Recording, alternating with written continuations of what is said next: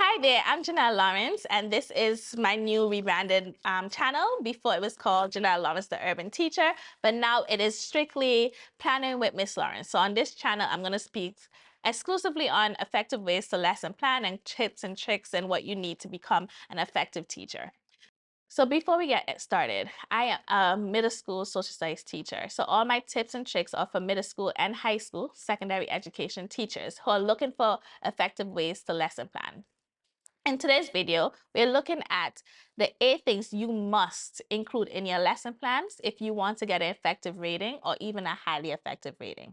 So every lesson plan must include relevant standards. For me, in my lesson plans, I include social studies standards as well as next generations for reading and writing standards.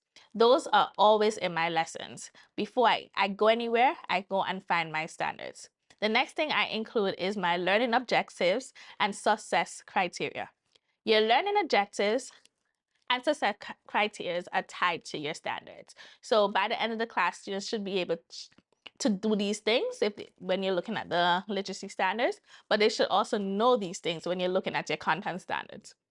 If you're a math or ELA teacher, you might not have specific content standards. You will have those like, actually, I'm lying. If you're math teachers, you will have your math standards that you're using. Some schools might ask you to include some kind of literacy standards because you can't do math if you can't read, right? And for your ELA teachers, you won't have like specific content standards like science and social studies will have. You'll just be focusing on those next gen literacy standards. You should also include targeted vocabulary. We know that across the nations, reading scores are down. And most of that is due to students having limited vocabulary. We need to teach those content-specific vocabularies. We need to build those academic vocabularies in order to get our students more literate, right? It helps them with their reading, their writing, their whole discourse. So we have to make sure we're including some kind of vocabulary that we're targeting in that lesson that students are learning and using. The next thing you need is to have a clear opening. That could be a do now, warm up, entry tickets, however, but you need to show that you're clearly opening your lesson. Then you must also include a mini lesson. You cannot call yourself a teacher if you're not teaching. If you're just giving out paper and there's no mini lesson, you're not teaching. Maybe you can be a tutor, maybe you could just be just providing instruction, not even instruction. What would be a teacher who doesn't teach? What would be your point? You have to teach. There has to be some kind of mini lesson. I will also say a lesson plan also needs guided practice. So guided practice is very important. Some people put the mini lesson and the guided practice together, and it depends on the lesson. But guided practice is where you actually guide students through the task. If your task is to write a summary after they read something, so like as a social studies teacher, I might ask them to read about the Black experience during colonial America, right? They might read about that, but then my skill might be having them to write summaries of what they read. I'll give them a guided practice of that. It might be asking questions and how to effectively answer questions, but I'm guiding them through that. I'm giving them a model of what they need to get done. Or you have to actually show them what to do. You can have a great lesson and then give them a paper and a worksheet and they don't know how to complete it. So you do a little practice. So every lesson needs that.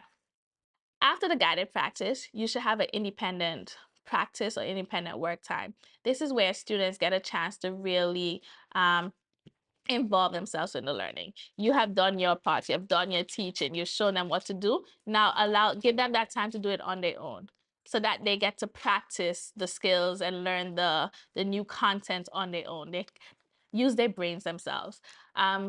If you're a teacher and you're seeing that your students wait for you to take the answer, or they don't do anything unless you're there, it's because you haven't given them enough opportunities to work independently so that they can show you that they can solve these problems on their own. They can come up with a solution. They can struggle, but they know they have the techniques and the strategies to help them overcome those struggles. Sometimes independent practice could be collaborative work. You just label it differently because sometimes I might want the kids to do a reciprocal reading where they're reading together as a group, asking questions, but it's still them. It's still student-led. It's not me spoon feeding them the answers. And then finally, every lesson needs a close. If you start a lesson, a mini lesson, you should close it at the end. Maybe you can reiterate what they learned. So maybe it could be a cool down. It could be a discussion. It could be an exit ticket where you are assessing what they've done. But there should be a clear close. Um, Admin do not like to come into a class and it's like, oh, we ran out of time, so we don't have a close. Try and close it. Even if you're given the close 2 minutes, try and close your lesson. Anyways, this is everything that a lesson plan should have. If you want more details, I will link below a free resource. It has like 21 pages or thereabout of it's a guide to help you lesson plan. So like if you're really struggling with lesson planning, if you're not getting those effective and highly effective ratings that you want, I will link it below. Also on the screen you should see a QR code. If you click on it, it should take you straight to the or if you shine your phone on it, it should take you straight to this download.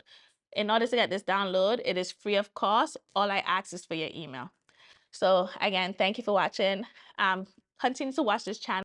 More tips and tricks for effective lesson planning. Bye.